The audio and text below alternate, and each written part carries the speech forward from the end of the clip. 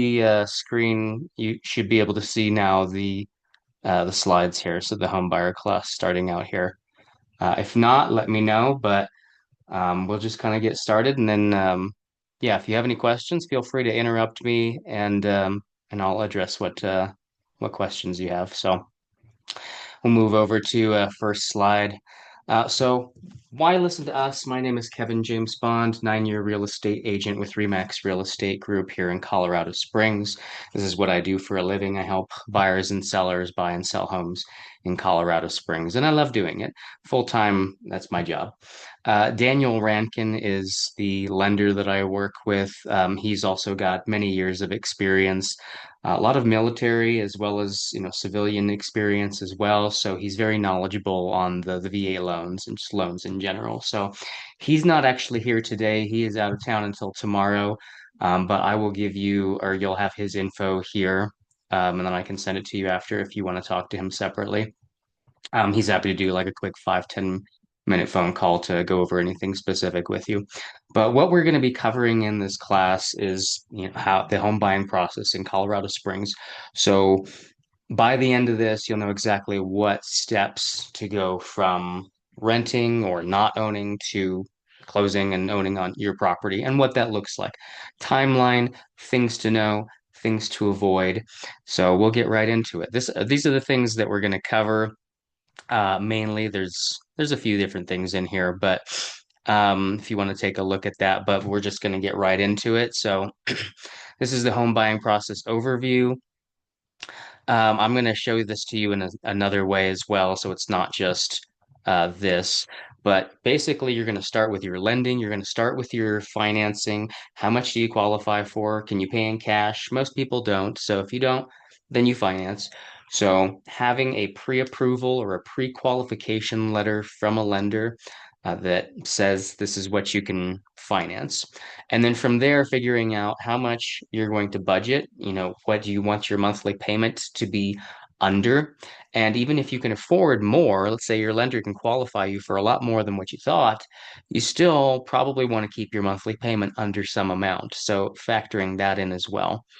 And after your budget, then determining your what home that you want. I'm sure you've already been looking online. You can see what kind of you like, you don't like, layout, size, beds, baths, that kind of thing. But once you know what your budget's going to be and what max price point that you need to stay under, that will also help narrow down your home search. And from there, you let me know or you let your agent know these are the homes that I'm most interested in. We show them, we walk through that process of figuring out which home you like best, making that offer, how to make that offer in today's housing market and the specific do's and don'ts of that today.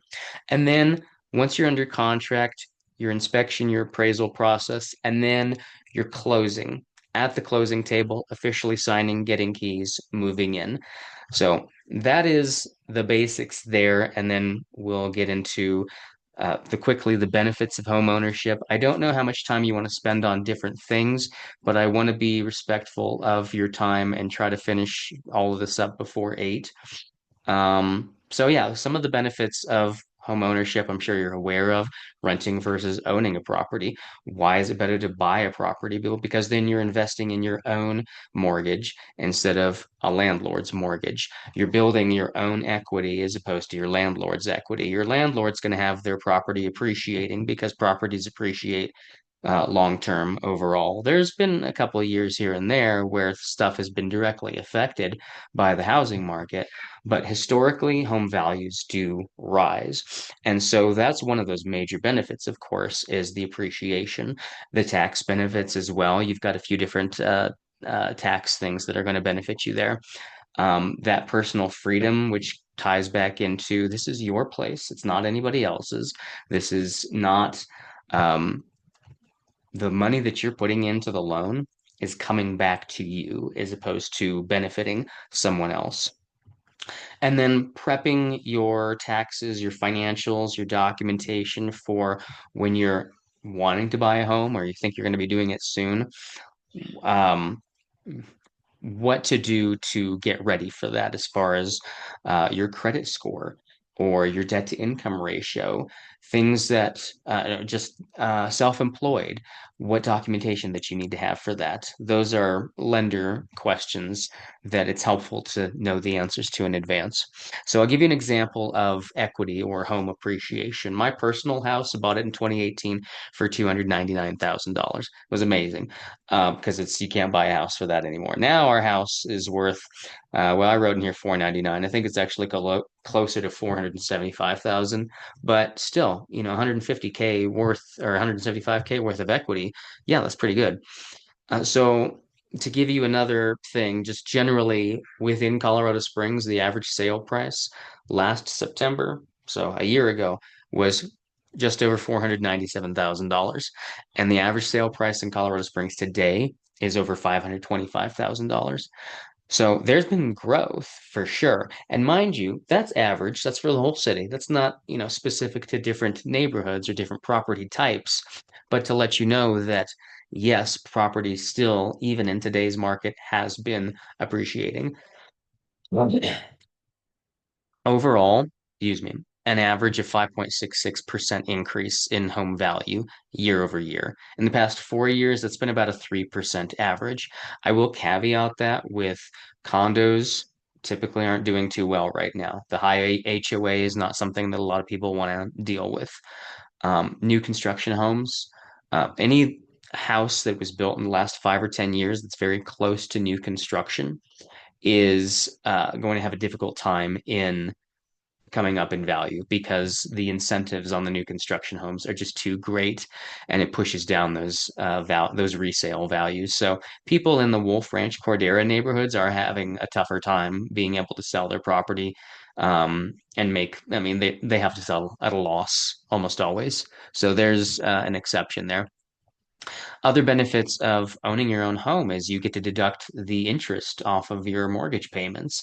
You have property tax deductions. You have capital gains exclusions if you sell your property.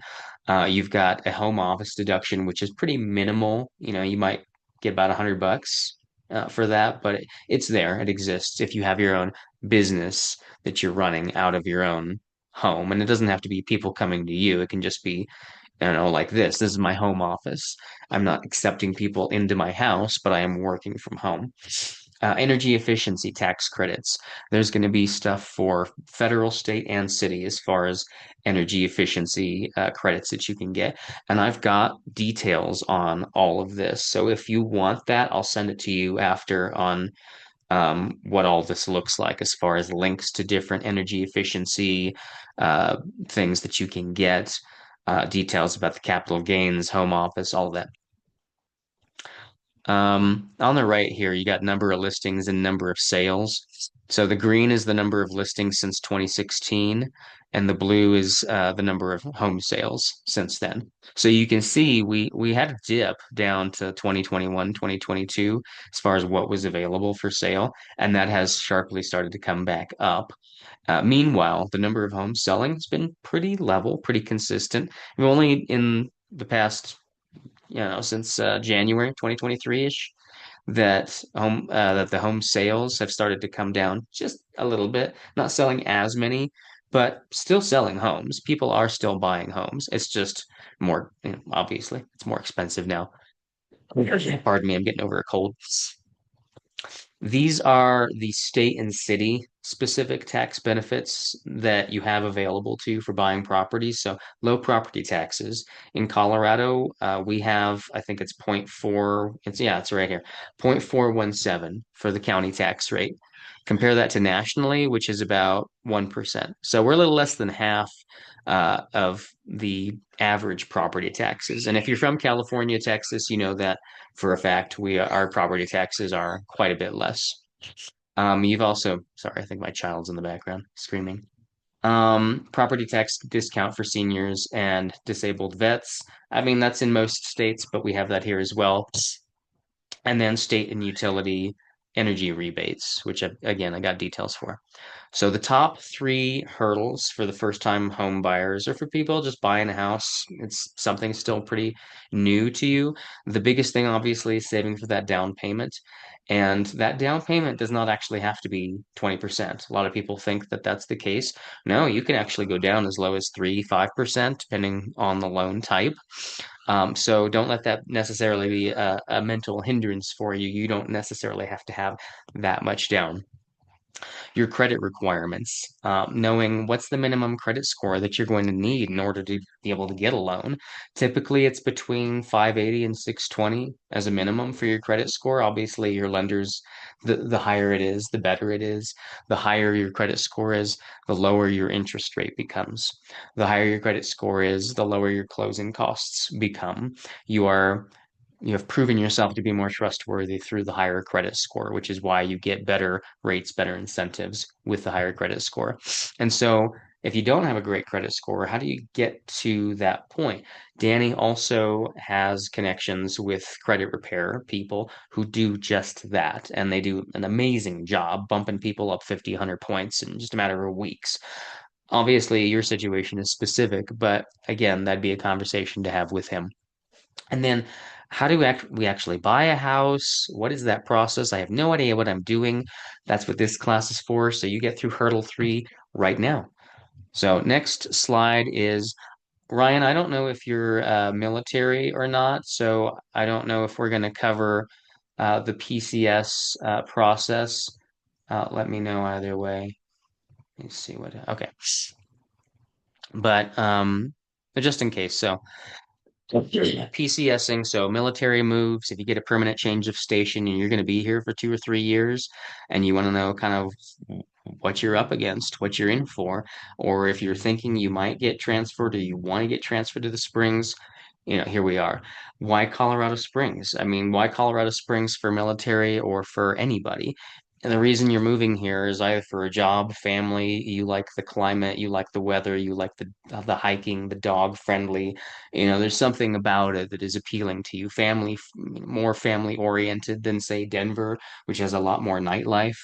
There's something specific likely that's drawing you here, but that same something draws everybody here, and it's a high quality of life city.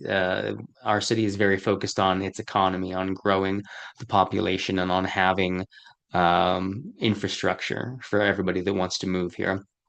So it's an in-demand city. People do love living here and moving here. We've got five military bases here. And so that's accounts for about 40% of Colorado Springs' economic income. So excuse me, every third house that's bought here in the Springs is bought military. It's bought through a VA loan. So it's a pretty big backbone of our city. So from that, obviously, there is a tight knit or a large tight knit, a great military community. We have great support services for our military, and we better have lenders who are very knowledgeable about how to do VA loans. So the best time to look for homes if you're PCSing, usually most of those moves happen during the summer.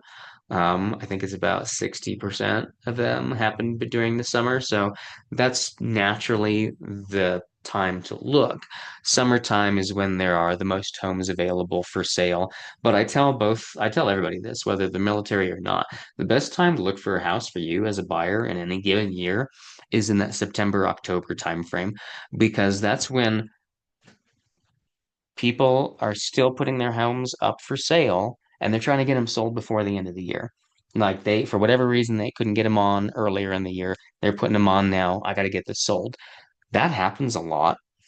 Meanwhile, September, October is when quite a number of would-be buyers have either already they bought the house in anticipation they wanted to get closed before their kids started school, or at least bought before then, or they said, hey, I'm actually going to wait till next year because I don't really see what I'm looking for, or the interest rates aren't low enough for me, whatever. They're getting out. So that September, October timeframe is a great time for you to get in if you're like, when in the year should I buy? because there's more homes for sale and there's fewer buyers looking for them. So you have a better chance of getting what you want.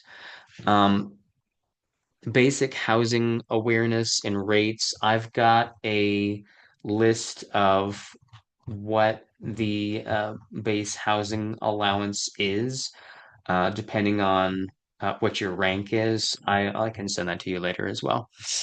Your VA loan advantage, what that means is that you don't have to put money down. It's that's one of the huge perks of a VA loan, 0% down. You can put money down, but you don't have to. School districts, whether you're military or not, again, like if you got kids or you're planning to have kids and you're thinking about, what school district do I want them go to, that is something that you want to consider. And so we can talk about that in a separate thing too. Commute times, how far is wherever the location or the neighborhood is, how far of a drive is that to Fort Carson or to the Air Force Academy, Peterson, what have you? Your resale potential. If you get transferred out again, do you want to keep it and rent it out, that property, or do you want to sell it? And does it have sellable value? Is it in a good area? And typically, if you bought it for you because you're military and this is convenient for you, it's likely going to be still a good deal for somebody else. Someone else is also going to have interest in it.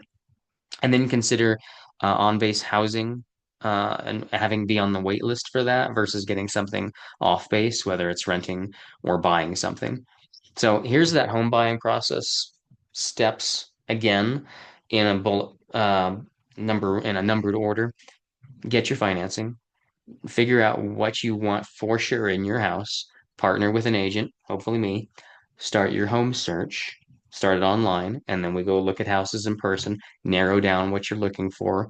And then once you find that house you want, you make that offer. We go over what that offer looks like, what it looks like in this current market, and we'll talk about the housing market now shortly here. Once you're under contract, can you inspect your house? Can you have yes, of course. You have that time to have people come in and make sure that house is the way that you expect it to be. There's no hidden surprises. Of course, yes, you have that right and you're going to be using it. I'm definitely recommending that. I always do. The appraisal, you're going to have an appraisal. What does that look like? How are you involved in that? What do you need to do? Finalizing your loan. Your lender 3 days before closing is going to give you a closing disclosure and it's going to say, here's all the stuff. Here's what it costs. Here's the interest rate. Here's your out-of-pocket costs. Here's all of it.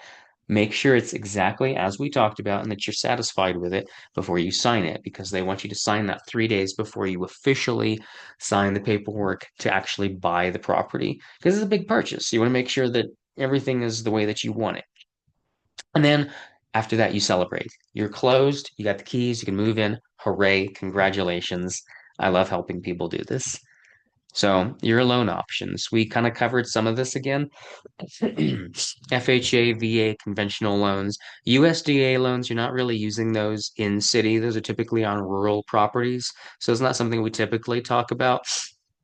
Down payment assistance programs. There are some down payment assistance programs depending on these loan types. Danny will be a great resource to talk about what those options are. And then your interest rate and your monthly payment. So when you're doing that budget, again, what that interest rate is going to be a big part of what determines your monthly payment. And the things that are going to impact your ability to get the loan is going to be, we talked about your credit score. There's the history of your credit score as well. There's going to be your debt to income ratio. Typically, you want to be, I think, under 35, 33% of a debt to income ratio. If you have so much debt, not a whole lot of income, it doesn't look great. It doesn't look great. It's harder for the lender to see how you'd be able to pay that back, obviously. So income, employment verification, those documents, your work documents, your down payment amount is going to also impact your ability to get a loan. If you can put more money down, that makes it easier to get the loan because you can show the lender, hey, I'm putting some skin in the game myself.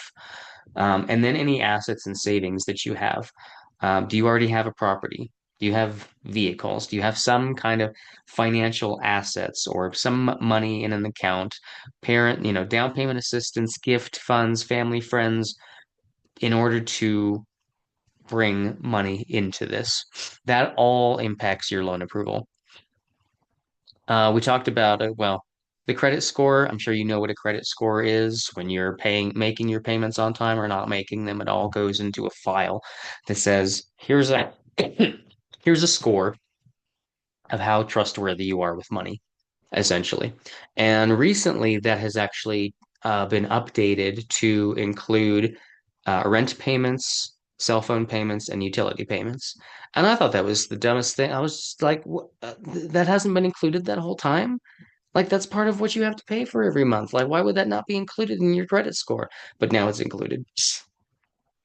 Your debt to income ratio, we kind of went over that already. Tips to improve your score. I mean, I'll give you the basics right now. Just pay on time. That's literally it. Just make the payments. And it doesn't even have to be paying off the whole thing. As long as you're making payments every month, you're not late, you don't have late payments. That's really it. Make charges on a credit card and then pay them off the next month. That is how you build up your credit score. For more details, more tips and tricks, again, Danny would be a great person to talk to for that. These are questions that you want to ask a lender specifically, and you want to know the answers to. And these are questions that you're just going to get into when you have a conversation with a lender is, what's my best loan option? What is my estimated monthly payment? What's my interest rate? How much money down do I need to bring?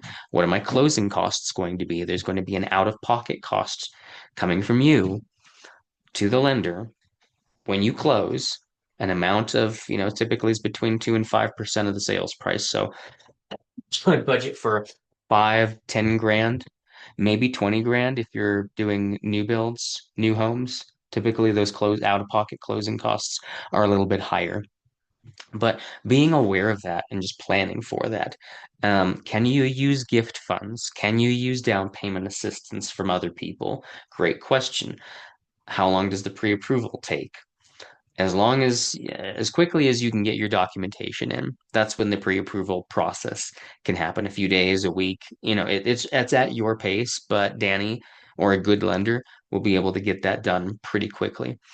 Documents. What documents do you need from me, Mr. Lender? And how long does the loan process usually take? It takes anywhere from 30 to 35 days. Once you find the house and you say, I want this house, you write the offer, the seller says yes, you go under contract on that house. From that day to the day that you actually close, sign, get keys, that window is about 30 to 35 days. That's the amount of time it's going to take for your lender to finalize the loan, go through underwriting, and clear it to close. It can happen sooner if they're going quickly. If you've got your documentation already submitted to the lender and the only thing that you need to finalize out for that loan is the property itself, then you're well on your way to being able to close more quickly if you want to. Getting pre-qualified. What is pre-qualification versus pre-approval? I think we're actually going to get into this right here. Basically, your pre-qualification is your lender will email you a letter that says, "Hey, I've talked to Ryan and his income is good to go. I am supporting his ability and justifying his ability to purchase this property." But this is only after a 5, 10 minute phone call. Now, you haven't actually sent the lender anything. They haven't validated, verified any documentation. It's just your verbal. That's a pre-qualification letter. Once you've had, once you've submitted your documentation and your lender has gone and started the loan process and come back and said, we're approving these documents, you're good to go. We like what we see.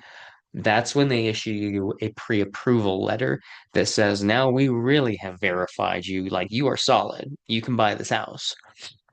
The reason you want one of these is because when you write an offer on a property, the lender, I'm sorry, the seller and the listing agent are going to want to see that you can actually buy the house. You're not just saying you can buy the house. Speaking, or by the way, I don't know if I can show my video of me along with the screen itself, but I'm not going to worry about it too much. I'm just going to keep chucking along here. So you want to be able to demonstrate proof of funds, proof or evidence at least that you can buy the property. And that's what the lender letter is for. Ideally, you want that pre-approval letter because obviously it shows that the lender has actually verified your financial docs. Setting that realistic budget, your monthly payments, factoring in the closing costs. So talking with your lender, how much are those closing costs going to be for me on top of my monthly? When is my first mortgage payment? It's typically not for at least a month to a month and a half after you officially close and get keys. So you have time, you have lead time. And a lot of people will do that where they're renting a property and they time it so that, okay, my last rent payment is in November, but I'm closing now. And so my first rent payment is not going to be until, or my first mortgage payment is not going to be until after that, if that makes sense. Like, or at least timing it to where it's not a double payment, to where people are not paying their rent and then a mortgage in the same month. It's, separated out. And that's pretty common too. Here's an example home for budgeting purposes. So this is a property that I have listed for sale now, and it's actually the price has come down to 485, but I have not updated that in here. But we'll go off the 500 because the numbers are easy. So 499, essentially a $500,000 house at a 3% down payment. I've got this here. Um, your interest rate, that's I'll have to update this too, because back when I put this together, interest rates were at 6.5, and then they came down to 6.17. And then a few days ago, they went right back up to 6.37 or 6.35. So, I mean, it's still a half a point ultimately drop from where it was like a month ago, but 499, 3% down, 6.5% interest payment, your property taxes, your insurance, your PMI, which is private mortgage insurance. So you can put less than 20% down, but if you do that, your lender adds PMI on, private mortgage insurance. And that's essentially just an additional few hundred dollars a month that is an additional buffer for risk. Since you're not putting at least 20% down, your lender says, well, it's to me, it's to them, it's less likely that you can pay back that loan successfully. So they put in that private mortgage insurance to help kind of, you know. So anyway, at a $500,000 house at a 6.5% interest rate, your monthly payment is $3,700 a month. Now, I'm gonna move over to a mortgage calculator. Um, I really do hope that you can see this screen. Um, okay, no problem. Not at this time. All right, cool. Sorry, I just saw your chat messages. Just catching up. Can you see, you can see the screen with the calculator and the numbers here, right? And it's not just me as a head talking. I just want to make sure you are seeing able to see these slides here. And I will send these to you afterward too, so you've got them. So I went on to mortgagecalculator.org and we're gonna put in that same 499 at a 3% down. And we're actually going to put in a 4.99% interest rate. And the reason for that is because Danny, my lender, can do that. So while you're at 6.37, like now in the world of lending, he can get you lower than that because of the creative ways that he handles his loans, as well as seller concessions. And we'll get into seller concessions in a minute. So at a 4.99% interest rate, that monthly payment goes down to $3,500 a month. Um, why is the document expired? Okay.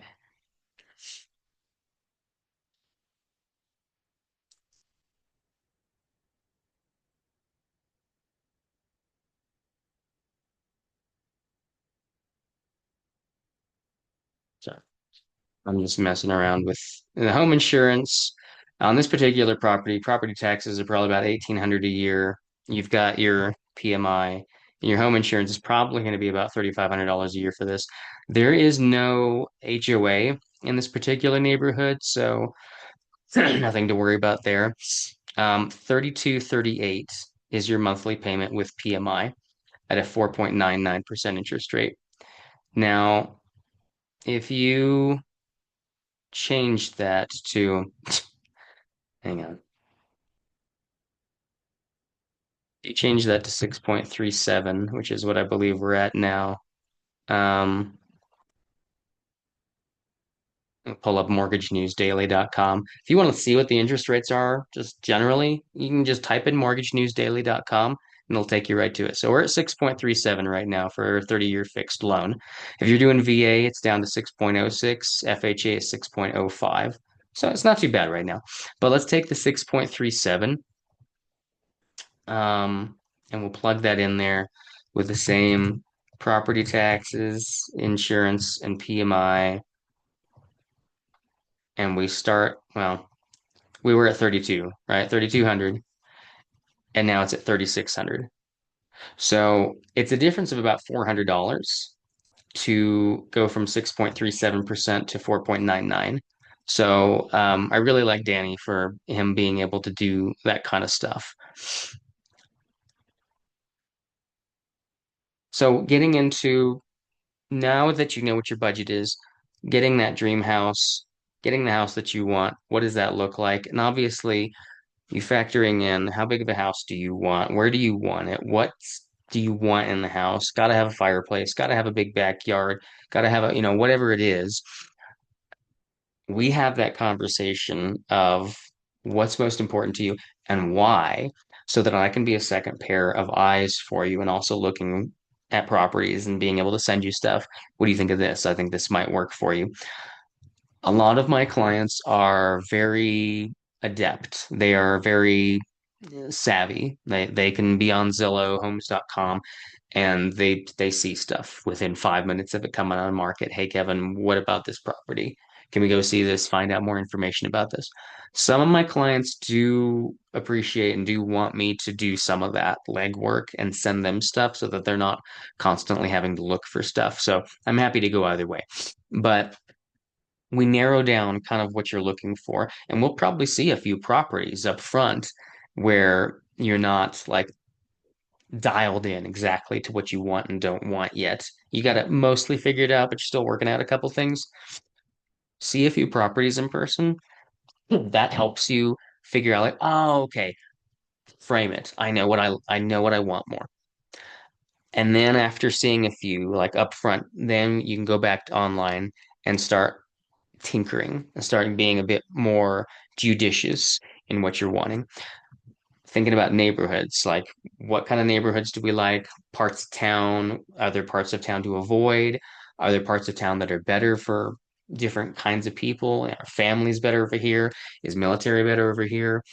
Those are conversations that we're going to have as well. And then for house specific, the details of that house. How old is the roof? How old is the water heater? Are there solar panels? If so, are they paid off? What is the condition of the house? Has it been remodeled? Has it been maintained? Is there a lot of deferred maintenance? There's little ways that we can check on the condition of a house before we ever step foot in it. And that's the kind of stuff that I do in the background so that you're aware of that house. I mean, we can go see it, but we're definitely going to be finding out about it either before or after so that you're not writing an offer, going under contract on a house, and then finding out something about it later that you could have found out before going through all that offer writing process. So I want to save you that time. And then how do you know when the house is the one out of everything that you've seen? I tell my clients if a house meets at least 80% of what you're looking for, that's a good house to get. It's very difficult to get 100% of everything that you want. But if you can get at least 80%, that is a great number to hit as a goal. It's a great goal to hit. The Colorado Springs housing market specifically. So the average home price in Colorado Springs is about 500,000, give or take. 525, I think is actually what we were looking at, just a little bit up there. And it's slowly been going up. It's a very gradual increase in home prices, but since 2020, 2021, those prices have kind of just mostly been flat. And again, those condos, those houses that are close to new build houses, those are harder to sell. The house that I have listed now, if we take a price drop, it's going to sell.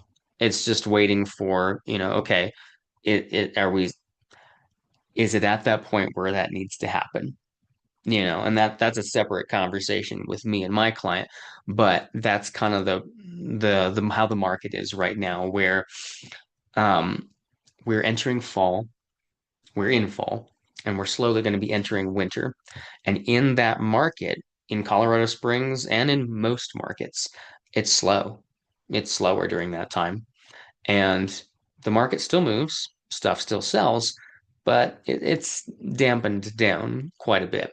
So the home prices are seasonal a bit in that respect, where once you get into fall and winter, those home prices will start to trend down a bit because those home sellers are going, oh shoot, I gotta sell this house before Christmas. I don't want to be on the market past that. And so you don't want to chase the market and say, okay, well, let's do a price drop now, and then hope that you've got to be aggressive in sales, in getting it priced appropriately, and then being a good competition against other homes. Because I'll tell you right now, that Point of the Rocks house, there's 10 other houses in that neighborhood for sale, of varying square footages, but it's got competition, just even with that in that own neighborhood. And a lot of people today are looking for a move-in ready home. They don't necessarily want deferred maintenance. They want something that they can just move into and call it good. And so when you have a house that does need a little bit of work, or even if it's like, hey, it's been maintained, it just hasn't been updated. It's still move-in ready. It's just not updated. Even then, those houses still can take longer because you have to find the right person who's okay with that. And again, most people at this price point, if you're trying to buy a $500,000 house, to be real with you, you got to make at least $150,000 a year household income in order to be able to afford that and or have a whole bunch of money saved up. So the people who can afford those prices today, typically, not always, are two income earners and they have no dependents. So the bills are a lot lower because of that, and they have two incomes. Otherwise, it's going to be DoD contractors, military, people who are quite established or even retired, as typically who can afford homes here now. And where are the prices going? Fall and winter, it's going to dip a bit. My anticipation is for 2026, those home prices will start to go up again a little bit. But I'm not expecting a crash. I'm not expecting a huge dip in home prices or even in interest rates because you can see, I don't know how much you pay attention to the Fed, but they had their quarter point drop. Was it a week or two ago? And the rates had already dropped because investors they already knew it was coming. Like they bake it in. Like the mortgage rates don't drop when the Fed announces that they're doing a point drop. They drop in anticipation of the Fed announcing it. So anyway, um, I think we're supposed to have another quarter point drop before the end of the year if Trump puts enough pressure on Powell, I guess. But if that's the case, then yeah, you might see rates overall under six, or at six, and that would be cool potentially, I guess. But the half a point drop for a 500K house essentially saves you 150 bucks a month to do that. So every time you're dropping that interest rate a bit, you are saving some money. It's not a huge savings, but you are saving some. Home inventory, we're at about slightly over 4 months worth of home inventory. And what that means is that if no new houses came on the market and it was just, hey, everything that's on the market, that's it. That's what's left for sale. Nothing else is coming. It would take a little over 4 months to sell all that.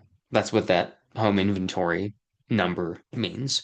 So in between a 4 and a 6 months of home inventory is what we typically call a buyer's market, meaning buyers have the upper hand. There are fewer buyers and there are more houses for sale. So in this particular market, you have negotiating power because sellers want to sell. And there's not a huge surplus of people chomping at the bit trying to step on each other in order to make an offer. It's not that kind of market anymore. That seller's market in Colorado Springs is not here anymore. Maybe it comes back in the future. It's not here right now. Buying in the summer versus the winter, you've got more homes for sale in summer, but you got more competition and more potential people looking to buy. So it can be a bit more difficult for you to get the right house without somebody else coming in and saying, "Oh, I want that house too." So again, that September, October timeframe is really great to, a sweet spot for you. And we're in a buyer's market right now. It was a seller's market from like 2016 to 2020, 2021, 2022. And so now it's not, it's flattened quite a bit. Seller concessions. We talked about how we're getting your interest rate down to 4.99%. Part of that is a point buy down. So a point buy down, not more than a point, just 1 point. So he can still get you down to 599 when everybody else is at 6.37. But the point buy down, what that is you're telling it's seller concessions, meaning that you're asking the seller to buy down your loan rate by a point. And what you're offering them, they're not just doing that for free. You're saying well, let's say you've got a $500,000 house and you want to offer $500,000. Let's say it's only been on market for a little bit, but it's at a great price point compared to everything else that's been on the market. You feel like this one's going to go quick. So you write that offer at asking price. But you say, okay, well, I still want that point buy down because I want my interest rate to be lower. That point buy down in this case is going to cost you $12,500. If you instead say, because you could pay that out of pocket and bring that the interest rate down a bit, or you could go and say to the seller, hey, I know you're asking for $500,000 on this house. What if I gave you $512,500 and you cover the $12,500 that it's going to cost for my point buy down? So now you're rolling that 12.5 into your loan, but you're not paying it out of pocket. It's coming out of the seller proceeds. Now you're upping your offer by that same amount and they're paying it out of their proceeds. So what they're still getting a 500, they're still getting a full priced offer, if that makes sense. But now you're incorporating that point buy down into your loan, and that's how you make it work. Now, you could have a situation where, let's say that same $500,000 house has been on the market for 80 days. No price cut. Maybe there's been a price cut or two, but it's been on market for a little bit. And you're thinking, okay, I might be able to get this for a little bit less since it's just been sitting here. What's the harm? The worst they can say is no, right? So you say, okay, hey, Mr. Seller, I'm going to offer you $500,000 as is your current asking price, but I want $12,500 in seller concessions to pay off my lender point. Or, you don't even have to do point. You can just pay off closing costs. You can incorporate your out-of-pocket closing costs into this situation and say, can you pay my 8,000 or whatever in closing costs? So they're getting that $500,000 offer minus that 12,500 that you're asking for. So they're getting, I can't do math in my head. For 487,500, I believe. Um, yeah. So they're getting 487,500. So they're not getting their full price. They're getting less. They're getting $12,500 less than that. But if they were going to take a price cut, it was going to be about that anyway, if that makes sense. So like without you necessarily having to even come in more to do that, you can find a house that you like that's just been sitting there for a bit, and the seller might be willing to do that for you. Might be willing to do that seller concession without you having to come in extra in order to get it covered.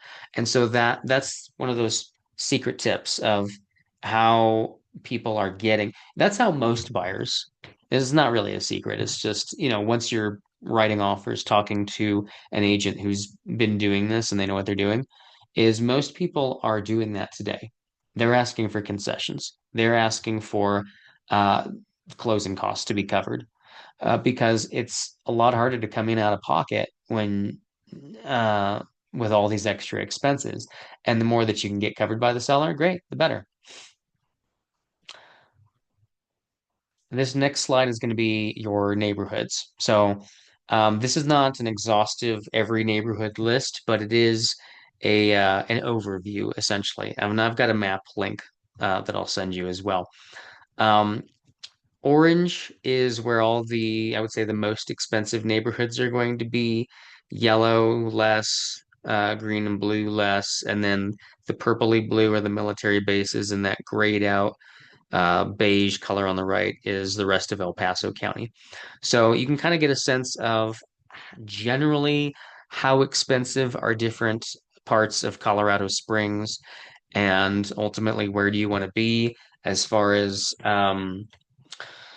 crime and safety. You know, a lot of people ask what is the best parts of town? What parts of town should I avoid? And I can't really answer that as a real estate agent because I can't steer people in or out of specific neighborhoods. But what I can do, and that's what I tell people, is just go online, go find uh, a police or a crime website. You know, Neighborhood Scout, I think, is one. There's a few different websites that'll tell you, hey, these are all the different reports that have been collected in Colorado Springs or whatever city you look in, and you'll see a concentration. You'll see more.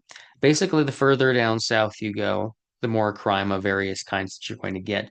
The further down south you go, typically the less expensive it gets, and the less expensive it gets, typically the more crime that you see.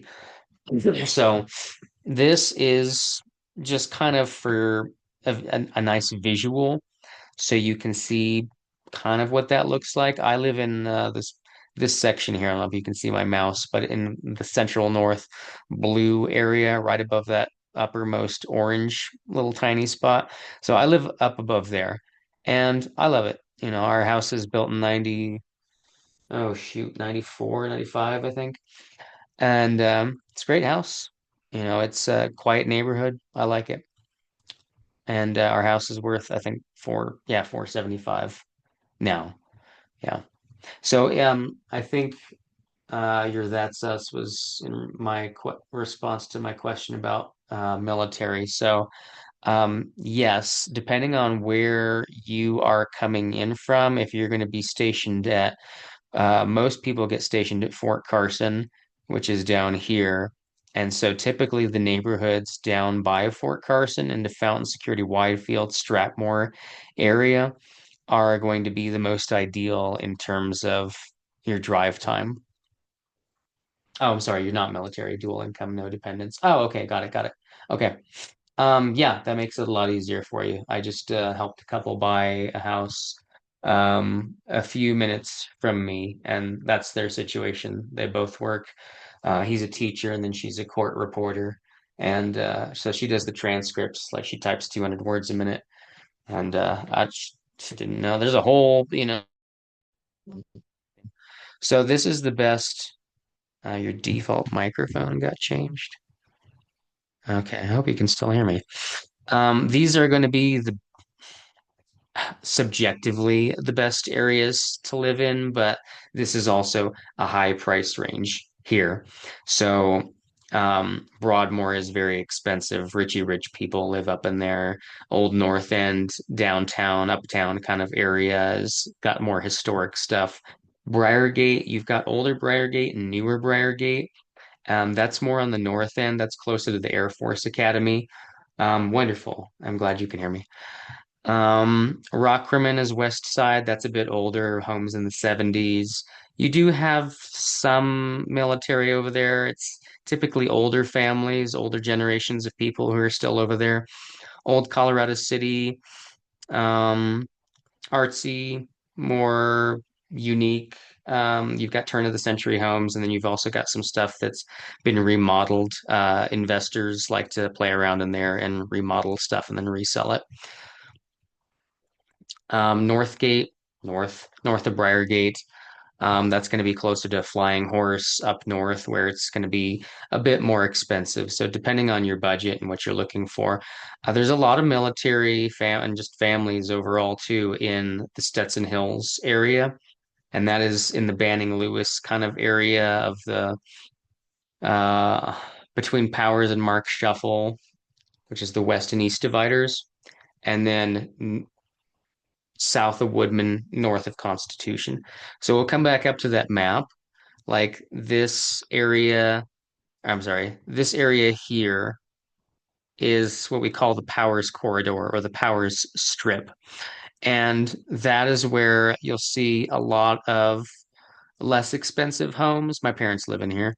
And these homes got built in the early 2000s and beyond. Um, that is where I'm seeing more military families. But you have to drive down to, well, there's Peterson, and then Schriever. So depending on, well, yeah, you're not military. That's right. So I don't have to worry about it. Cordera Wolf Ranch is also going to be a bit more expensive, and um, I would recommend just getting a new construction home as opposed to getting something pre-existing because it's likely going to grow more in value, or at least you're going to get better incentives off of that than you would off of an existing house there. The Stetson Hills Ranch or the Banning Lewis Ranch area, 4 to 500K is typically what I would see in there. And then that Black Forest, the yellow up way up on the north side, yeah, that's 800,000, 900,000 and up. So that's typically a bit more expensive. But if you're looking at stuff on Zillow and Homes.com, you likely have seen a lot of this already as well. So once you have found the house that you want and you've narrowed it down, when we look at houses, I'll meet you there. I schedule these houses so that we're kind of seeing them all in a line. We're not ping-ponging back and forth. We utilize the time. And I print out details about these houses. We walk through them together. I give you my second set of eyes that have been doing this for a number of years so that you have a sanity check. You've got somebody else saying, hey, this is normal or this is not normal. So once you know, like, hey, Kevin, we really like this house. Like, I think we want to make an offer. What does that look like? I write that up for you and we go over that together. And we have state approved forms for that. We determine what are you going to write on this house? What is this house? What are they asking for it? How long has it been on market? Do I think that they would be willing to sell it for less? That's going to factor into that offer price. But also, what's their showing? What have their showings been like? Have they had a lot of showings? No showings? Have they had any other offers? Do they have an offer in play now? That's going to also help you determine what you're going to be offering on this property. You're going to include dates and deadlines for inspections, for an appraisal, for your earnest money. And the earnest money, we haven't talked about that yet. So when you go under contract on a property, the seller asks for typically an amount of money, about 1% of the sales price, in the form of earnest money, kind of like a down payment. That goes to a third party company, typically a title company. The title company that's actually going to handle the transaction itself will hold on to that money for you. So if it's a $500,000 house, expect is generally $5,000 in earnest money. Now, what happens with that money is that money gets held by the title company and it eventually becomes a part of the money that goes towards your closing costs or towards your down payment. It's still your money. It's not the seller's money. But the reason it's being held third party is, let's say you have your inspection period and you say, hey, I didn't like this about the house that came up during the inspection, but you have a deadline for when you have to let the seller know about the inspection and your dissatisfaction with it. You've got to let the seller know before that inspection objection deadline. And then they have to give you a response. You say, hey, I don't like this and this and this about the house. Can you fix that? Are you willing to do something about that? And then the seller can either say, yeah, we'll do something about that, or maybe we'll give you a credit of this much. Would that be okay? Or they could just say, hey, we're not doing anything. Sold as is, deal with it. So there's that negotiation. And if you and the seller can't come to an agreement, you walk away. We write a notice to terminate and an earnest money release form. Like, hey, you're backing out because there's a big foundation issue or there's some issue. You don't want the house anymore. You're going to get your earnest money back because we went through all the formal process of doing that. The earnest money doesn't go back to you if you pass those dates or deadlines and then you're trying to back out based off of it. So that earnest money kind of is it's there so excuse me, the seller gets to keep that if you've passed all your dates and deadlines. It's kind of like a recompense for the time that they could have been on market with somebody who was going to buy the house. And then, but they didn't. Um, so that's how the earnest money situation works. The inspections and appraisals. So once you're under contract, you can have any inspector that you want look at the house. I have a number of home inspectors that I know and like and trust who that's all they do. This is their full-time job. And they go through, they test out everything in that house. And they've seen so many things in that house, they're going to bring up stuff that you never even thought to think when looking at that house. You're going to know everything about that house. And that's the point, is that you want to know what you're getting into before you officially buy. Because when you write that offer and the seller accepts it, you're not officially buying the house yet. You're just entering the process to buy it. You've said, I've committed to buying it, but I don't for sure have to buy it. I mean, you don't ever for sure have to buy it. It could be the day of where you're supposed to sign the stuff and get the keys, and you're nowhere to be seen. You just disappear. You got cold feet, something happened. I'm not buying this house anymore. Buy. You can do that. There's nothing committing you to having to purchase that house, but you're going to lose your earnest money. That's what that earnest money is for. So you've got skin in the game, and the seller has something in case you back out due to something like that. Very, very rare that that happens, but it can and does happen. So that's why it's there. I have my home inspectors I will recommend to you, but then depending on what we've seen in the house, I might recommend some additional people come out, have a roofer or two come out because that roof I wasn't, the home inspector got on it and said, yeah, this looks like it might have some weathering or some damage. And the home inspector is going to tell you, I recommend you have a roofer look at it. All right. I realize what time do you want to be wrapped up by? Because we are approaching 8, and I want to make sure that we get through. We're approaching the end here. Um, and then the appraisal. The appraisal is going to be something that your lender orders. It's not going to be a person that you pick. The lender has it gets randomly assigned to an appraiser. The appraisal will be an out-of-pocket cost to you. Sometimes your lender can roll that up into the loan. It's typically about $700 or $800. Your home inspection is an out-of-pocket cost to you. That's typically about $400 to $500. If you add things on, it could be a little bit more than that. If I have a roofer out, typically they do a free home evaluation. Some contractors will do free evaluations. Some you have to pay a little bit of money for. Maybe you see termites. That's actually more common here than you would think. Have a pest control person go out there. They're typically going to charge you to go out there and just do an evaluation. So those things to keep in mind of these are not necessarily big costs, but they are costs to be aware of. So when you have your home inspection, there are things that you can add on that I would recommend.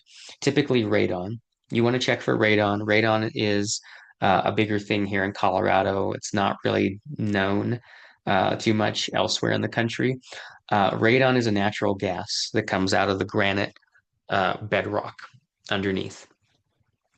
And so it's uranium. It's uranium gas that comes up. But when it comes up through the earth, for some reason, they call it radon instead. So that builds up in some houses. It's just randomly pops up through the ground. And you could have this house over here that's filled with radon, and the one next door is completely fine. That's kind of how it works.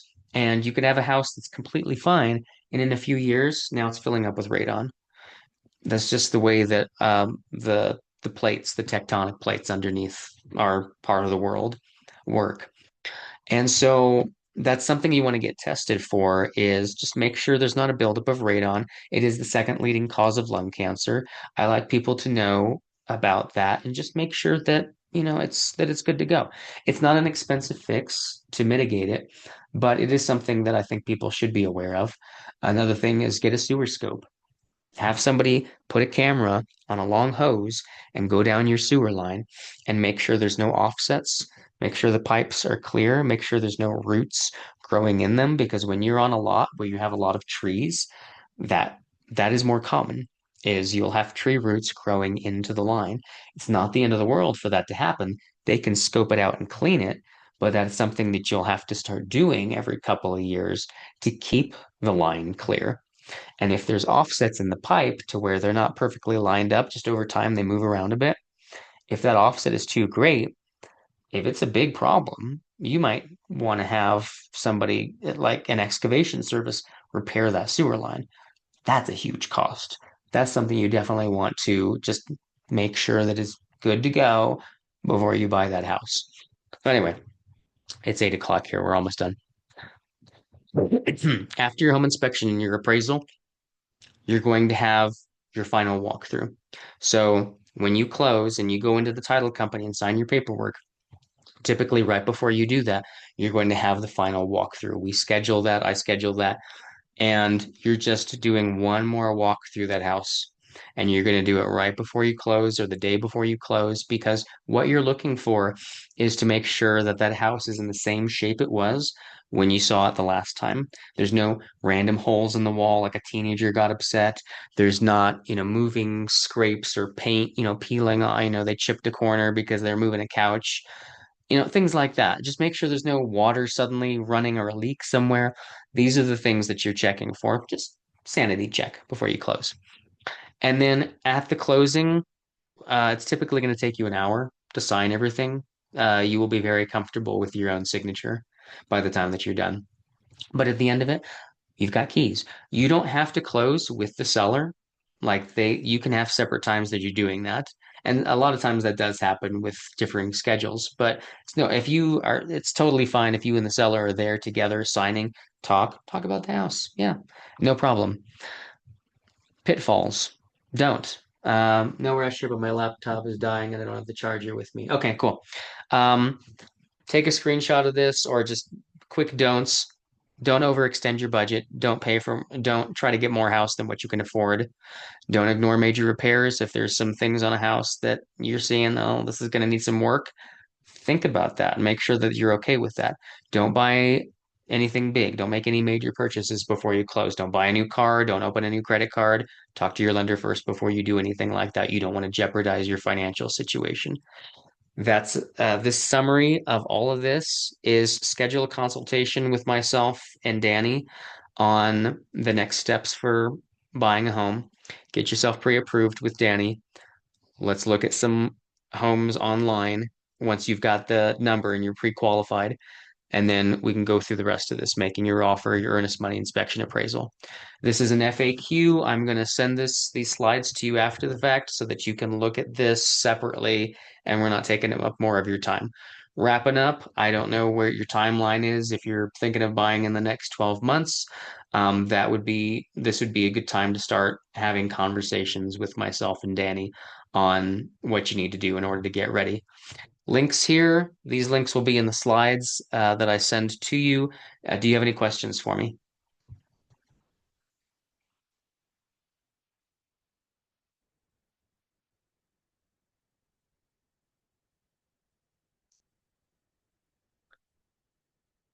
We've got a home buyer's guide for in here as well, which is a lot of the same stuff that we already talked about, but it's in a phone format, so you can flip through on your phone and look through it. I've got social media. I'm pretty active on most social medias. Danny's got a Facebook. He's, I think, most active on Facebook. So yeah, please get in touch with us, connect with us. I would love to be a resource for you for when you are ready. How do you start pre-qualification? I will send you the link to Danny has an online uh, site where you can start that application process. So it's just quick putting in some quick details. He's probably not going to be doing a phone call with you tonight, but if you want, I think I've got your info from when you signed up. I can forward that to Danny Rankin and have him get in touch with you either tomorrow, depending on if he's back in town yet, or if not, then the next day.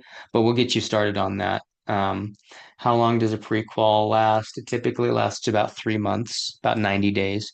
So once you get that prequal, um, Well, at least with your financial docs, with your pre-qual where you haven't put anything, you haven't put any documentation in yet. I don't know if there's an expiration for that, but certainly when I'm submitting offers for clients and they have the lender letter, those typically last about 90 days, and then your lender has to repull all of that info again.